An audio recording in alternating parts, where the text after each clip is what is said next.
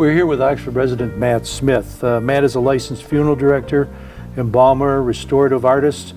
He's owned MS Funeral Service since 1999. He manages the Professional Embalmers Institute, and he owns Homeward Bound Shipping, has since 2016, among many other things. Matt gives seminars around the world, and we're pleased to have him as a guest in our program. This is part two of an interview, and in part one, we got to the point where you chose what you wanted to do. Yeah. What was it that pushed you in that direction?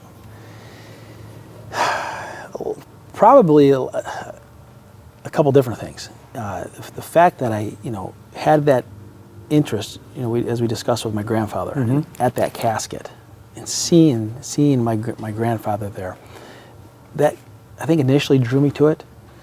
And to be transparent with you, I thought there was, all this money that was in it too. So there was a part of that when I was younger. I was, looking at the car. The Cadillacs and the suits look good. Yes, it looked good. But once I got into funeral service and I realized that there really isn't the money that I had thought, At what point did you realize that? Pretty soon. When I was serving my apprenticeship, making $7 an hour, I'll tell you, I lived in St. Clair Shores. I was paying rent, and I passed a McDonald's every day to get to the funeral. And at this point, had you completed your mortuary science degree? Oh, I was in hook, line, and sinker. Yeah, okay. I was in, and my degree was done, and I passed a McDonald's every day, and they were advertising an hourly rate that was about $1.50 more than what I was making. And I had to see that sign every day. And I was on call at the funeral home night and day. In the middle of the night, I was getting up and making less than what people were making at McDonald's. And I thought, this is my passion. Despite the fact that I can make more money elsewhere, this is my passion in helping people. And I believe at that time, I realized that there is a true calling for funeral service. Yeah. So is that baptism by fire still existing today? To some degree. Yeah. There's a high attrition rate in funeral service, and you talk about baptism by fire. That is exactly probably the best way to put it, because there are so many people that get into funeral service because they have this idea in their mind what funeral service is, and then they get into it, and then they get out within the first 5 years. Mm-hmm. Yeah, it's quite disturbing, actually. What was your biggest surprise after you actually got into the business? Was it what you just talked about, or was there something else that maybe hadn't even occurred to you before? Probably the biggest surprise to me was that I had to actually embalm bodies. And I know that sounds weird, because you're in funeral service. What else are you supposed to do? Yeah. You're caring for the loved ones that you're caring for the dead people and those that have passed. However, there's really kind of two sides to the coin here. There's a funeral director and there's embalmer. Now in Michigan, those two sides are very close together because you can't have one without the other. They're combined. Some states you can be a funeral director or an embalmer or both. And so I did not want to be in the prep room. I wanted to be the upfront person. I wanted to direct funerals. I wanted to drive the nice cars. Mm-hmm. I wanted to wear the suit and tie. And when I interviewed at the funeral home and got the job, they placed me in the prep room, and that's where I spent. Let's back up a little bit to the training period when you went to school for mortuary science. Mm-hmm. I mean, you had to have hands-on experience there, right? How did you react to that? I did. And I feel kind of bad saying this on TV. Well, but is it okay if I say I cheated? Is that okay? Well, if you want to.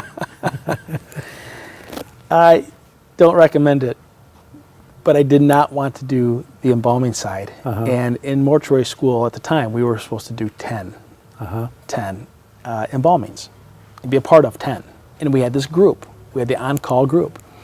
And in mortuary school, you get friends and you create bonds and trusts of people. Well, I attended 3. I participated in 3 embalmings, And then my friends covered for me for the other 7. They signed my name to the case reports. Uh-oh. And said that I was there when I wasn't. I did not want to be in the embalming room. And here my life is completely surrounded around the body and So embalming. now you have to do it Well, once we're working there. Oh, at the Yeah. at the funeral home, yeah. Now I have to. I have no choice. I was placed there. That's my role now, and I didn't want to be there. I didn't know one thing about the embalming fluids. I was looking at these counters with all these different fluids, and I didn't know what any of them meant. I didn't know how to use them and the application. I had no idea. I was truly a fish out of water. But Did you have an understanding employer? I did, and I had a mentor that was really patient. Very patient, and he assured me and instilled into me that this is where funeral service is at. It's all about caring for the dead person. Of course, we have to care for the living and the grieving, but there is no funeral without a dead person, and they are the guest of honor, and we have to care for this person like they're our own. So how did your vision of all this change then as you move forward with this? Did you want to have your own funeral home, or what ideas were going through your mind? I did have that idea in the back of my mind that maybe a funeral home would be something I would want. However, my mind, I had a mind shift. I just shifted my mind, and I realized that this is someone's loved one. Someone is grieving the loss of their loved one. And I was 21 years old, out of school and starting my career. And so I was very young. But at that young age, I realized this is someone's loved one. Sure. And I am being placed in, I am responsible for their loved one and the care of their loved one. And so that grew me up real quick. That kind of goes along with what I wanted to ask you next. You're only 21. I mean, you've got a certain level of maturity at age 21, and all of a sudden you've got to try and understand the emotions of these people who are burying their loved ones. Yeah, Got to be a well- difficult thing to do. Yeah, well, I'm not 21 now. No, I mean, no, I know that. but Yeah, back At then. that point, Yeah, at that point I was 21, and you're right. There's a lot of, it's easy to slip back into your adolescent years and mentally, but then you have to remember to grow up again, because we're dealing with end of life. This is serious business, and as a matter of fact, I don't think there's anything that's more serious than the loss of a loved one. yeah. And so I think I just did that. And I just grew up. Did you have a tough time dealing with that emotionally? I mean, was it hard at the end of the day? Was it hard to shut the door on all this stuff so you didn't have to think about it all the time? It was difficult for me when I was dealing with people that were my age and younger. Okay, we're going to pause for a break here, but we'll pick up on that in just a moment, Yeah, okay. Don't go away with Here with Matt Smith. Canine Stray Rescue is Oxford's own local dog rescue. Call them at 248-628-0435 or go to their website dogsaver.org and click on the Canine Stray Rescue League link. Back with Matt Smith on My Life. Matt, we were just talking about dealing with your emotions and being able to tune the situation out at the end of the day with such an emotional job that you have and dealing with such serious things. Yeah. If you are in funeral service and you don't shed tears, you probably have to check yourself, because it's emotion packed. However, we have families that are relying on us to be their strength and to be their rock at certain times. And so, yeah, if I were to say I didn't duck into a corner somewhere and bawl my eyes out, I would be lying to you, because I have. I've excused myself and have just left the room acting like I've got something to do. And I did.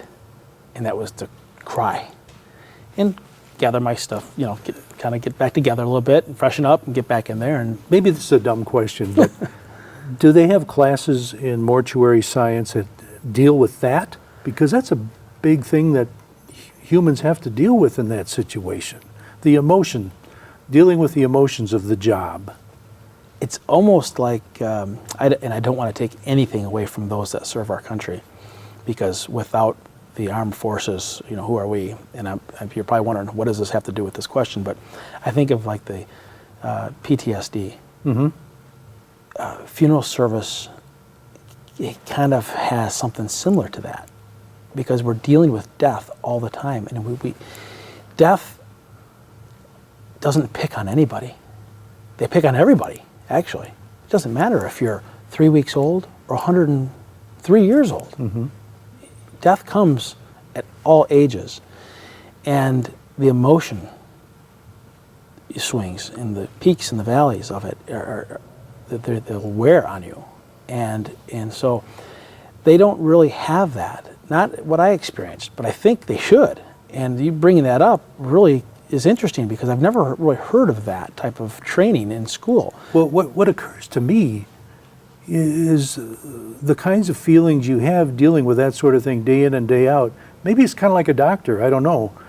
It's the kind of thing that could almost push you over the edge and make alcoholics out of people, or encourage drug addiction simply because it's so rough to handle. There are countless accounts of funeral directors that are alcoholics. Suicide is high because they can't handle the stresses.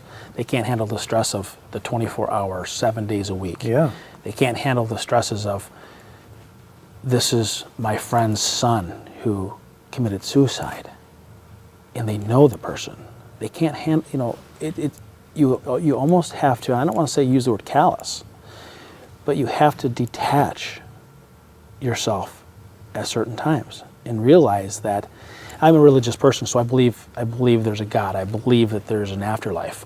So, excuse me, when my father died, of course, I was very emotional, but I know in my heart that I'm going to see him again. So that, I believe, helps those that believe in an afterlife and heaven and hell. I think that actually will help, because if they believe they're going to see that someone again, they have hope.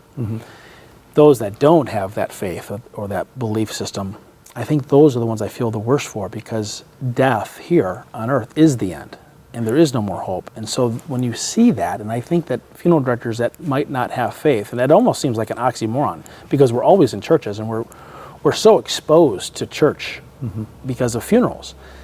It's almost impossible to believe that there are funeral directors that don't have some sort of religious belief, but there are. And it's their own religion belief that they believe that doesn't exist.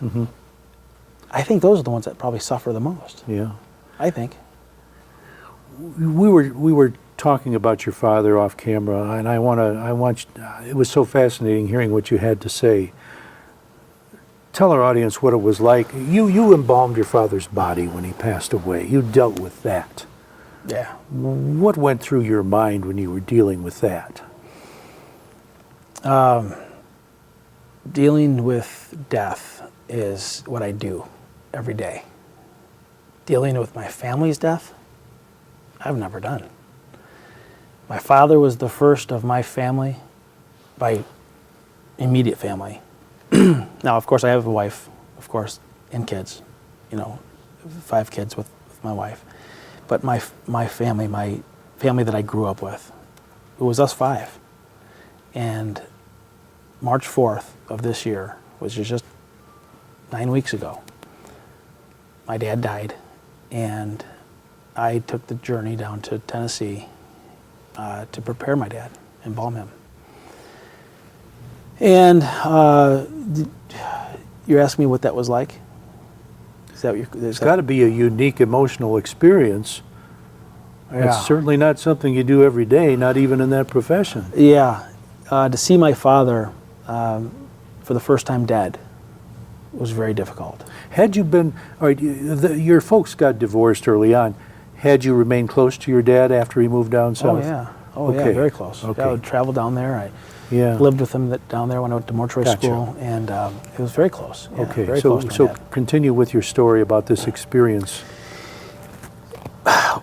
My brother owns a funeral home. All right, He went to mortuary school after me. and it's so, down there where your father passed away? yeah, down Okay. in the greater Nashville area, Yep. Tennessee. And so I was grateful to my brother because I knew that my father was never left our care. And so my brother took my father into his care, transferred him to his funeral home, and that's where I saw my father, placed on a comfortable cot with a pillow and a quilt, and there my father rested when I walked in. And yeah, I cried. I just went over to my dad and I just embraced him. I hugged him. Probably good that your brother was there too. Yeah, he had a full, pretty much at least 12 hours of time with him. Yeah. Gone. Is your brother older or younger than you? He's younger. I'm sorry. I'm younger. He's older. He's older. Yeah. So did he go through mortuary school before you? After, actually. Oh, after you. Yeah, Okay. he followed my lead, so to speak. Yeah. You encouraged him a lot. Yeah, I think so. And so there's my dad, and I just hugged him, just leaned down and hugged him, pet his face, kissed him, told him I loved him, and just held him. Yeah. Yeah, knowing that I was soon to have to embalm him. And if you want me to continue, I will. Go ahead. After I was able to say kind of goodbye to him emotionally, I knew that I had to switch gears. And I knew that I had to put my professional hat on. And my brother and my sister were both there. And we placed him on the stainless steel table. And we prepared the chemicals in the embalming machine. And we used instruments, much like you would see in a surgical suite. And I took the scalpel and placed the scalpel after I bathed my father down. And that's what we do. We give the loved ones a bath. And I bathed my father down. And I placed that scalpel on his clavicle, just I had done 18,000 times before. And I felt like I was in new territory. Yeah. And I just broke down, sobbing my eyes out. And I placed my forehead on my dad's forehead and just said, "I'm sorry, Dad. Sorry." Because I knew what I had to do. And my brother and my sister placed their hand on top of mine. And they said, "We're in this together." Sorry. That's okay, but somebody had to do that, and it's good that you and your family were there to take care of that. Yeah. That's special. It was special. And to this day, I'm 45 years old. To this Yeah. day, like I said, I've embalmed over 18,000 bodies. It was the most difficult time in my life at that moment. Yeah. We need to take a break again. We'll be right back with Matt Smith. Do you love local sports? Whether it's Oxford High School or Parks and Rec, you can buy copies of each game. To purchase your copy, call us at 248-628-9658 or give us an email at manager@occtv.org or talk to us at the next game. Hopefully we'll see you there. Back here with Matt Smith from Oxford. We just finished talking about your very emotional experience taking care of your father when he passed away recently. I'd like to get back to your career path a little bit. How long did you work for the funeral home? Was it St. Clair Shores? It was in Grosse Pointe. Grosse Pointe, actually, okay. But I lived in St. Clair Shores. All right. Yeah. That was nearly 5 years to the date. I believe it was 4 or 5 days shy of 5 years I worked there. And what was the next step in your career journey after that? I learned from a fellow funeral director that was there that worked with me this thing called trade embalming. I had no idea what trade embalming was. And I said, "What's that?" He said, "That's where you go out." And he kind of recognized my skill. And I feel like I've been given a gift from God that, this skill. And so he kind of recognized it too. And his name was John. He said, "Matt," he goes, "be a trade embalmer." He goes, "You can go around to different funeral homes, you can embalm bodies, and that's all you have to do. You can wear jeans, you go in, you do your job, and you leave." Funeral service is very demanding. Yeah. And I put long hours in. Is that kind of like being an artist? I mean, you have a talent to do something a certain way that is recognized and marketable. Is that what we're talking about here? I think so. Mortuary science is the degree. You go to mortuary science school, so it's called mortuary science, but there's a science part and an art part. I believe funeral service is probably 4% science and 96% art. Right. I believe it's all art, because what we're doing when we're dealing with the decedent, we have to recreate what looks normal and healthy for the family to come in and say goodbye. And that is an art that not all embalmers have. They don't have it. Not everybody can be an artist. Anybody can go to mortuary school Right. and get a license and get into the prep room. Very, very few actually have the artistic ability to recreate something that's acceptable for the family. And that's the art side of it, knowing the dimensions of the face. Oh, we could have a whole program on the dimensions of I'm the sure we face. could. Yeah. All right, so tell me a little bit more about the path that your career was going in during this second step. You were kind of like a freelancer at that point, weren't you? It was exactly a freelancer. I knocked on doors. I said, "Hi, I'm Matt Smith," and I was young. I don't know, 26, something like that. At that point, were there a lot of guys who did this? Not many, Really? not too many here in the Detroit area. I mean, if you look on a nationwide scale and you gather them all up in a room, yeah, you'd see a lot of faces. But, you know, as many funeral directors as there are, there's very few trade embalmers. Yeah. And trade embalming is very demanding. You need to know everything about every different type of embalming. And so there's I kind of hate to say this, but there are very few real embalmers that know pretty much everything there is to know about embalming. So as you went along this path, how did you narrow down your focus? I excelled in the prep room. I was placed in the prep room at the funeral home that I worked at. I excelled in it.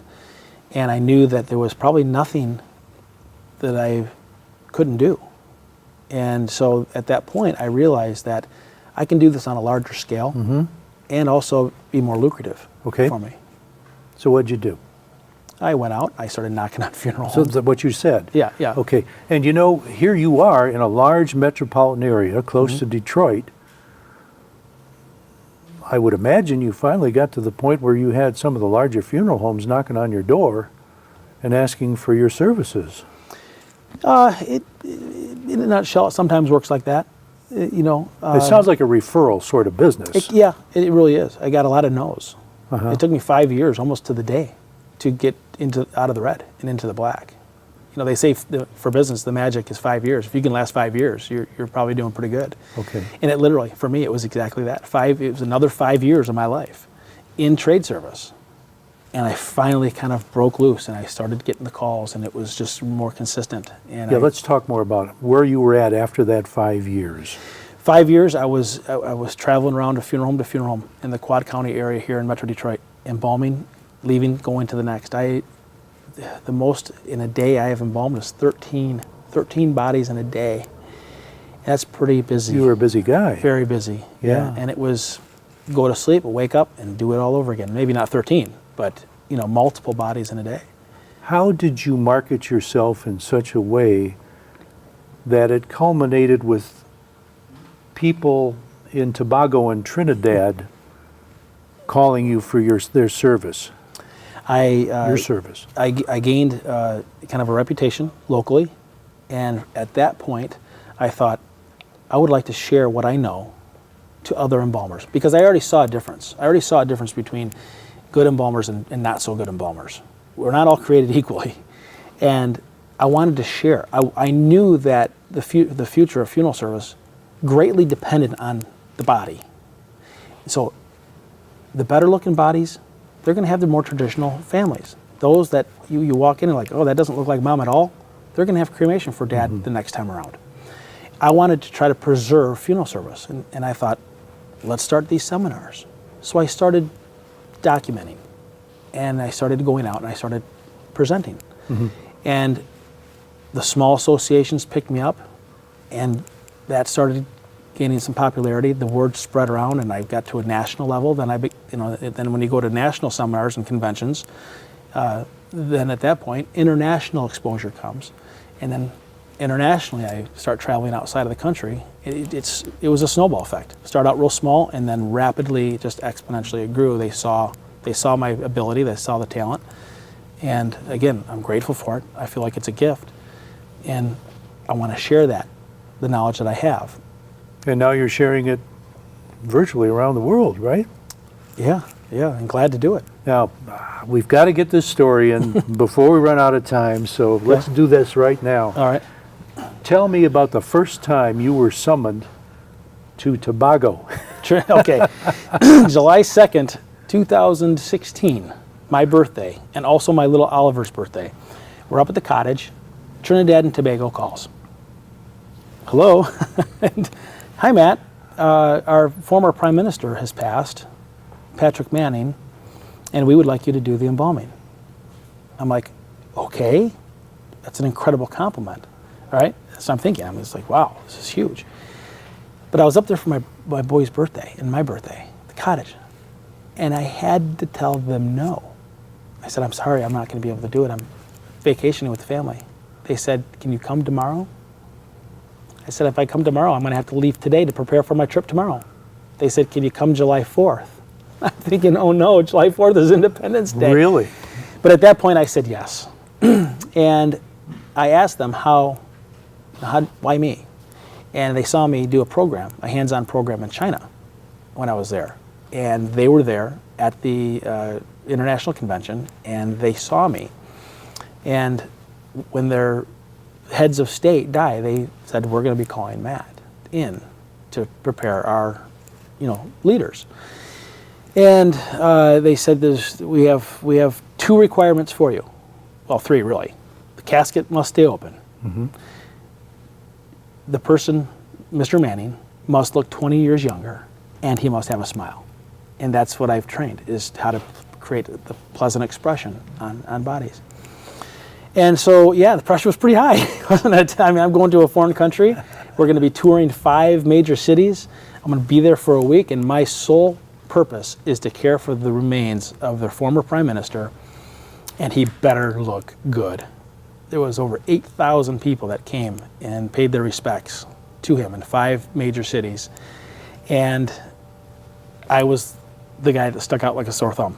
Since then, they've brought me back to prepare their former president of Trinidad and Tobago. And so, yeah, I've handled other larger cases too, but those are probably the 2 that are probably the largest. Unfortunately, we're running out of time. We have so much we could talk about, but I have to get this one last question in. Sure. How has your feeling about death changed from the time that you started what you do to right now? How we care for our dead is what's changed. Death, my thought process on death hasn't changed. Not since I've become saved, and I know that my end goal is heaven, through Jesus Christ. My personal belief, obviously. But how we care for the dead has drastically changed. It's all about caring for that loved one to give the family a final farewell, a dignified send-off. And it's all about how that body looks. And the most important part of the entire funeral process is that deceased individual that's resting on that pillow. Care for the deceased loved one, make them look good, and any mistakes that a funeral director can make after that are forgivable. Yeah, could be the subject of a whole nother program. There's so much to talk about in this business. I would love to Hey, always be a I'd love to guest. have you with us. Thank you so much, Matt. Thank you very much. Matt Smith, Thank you. thanks for joining us.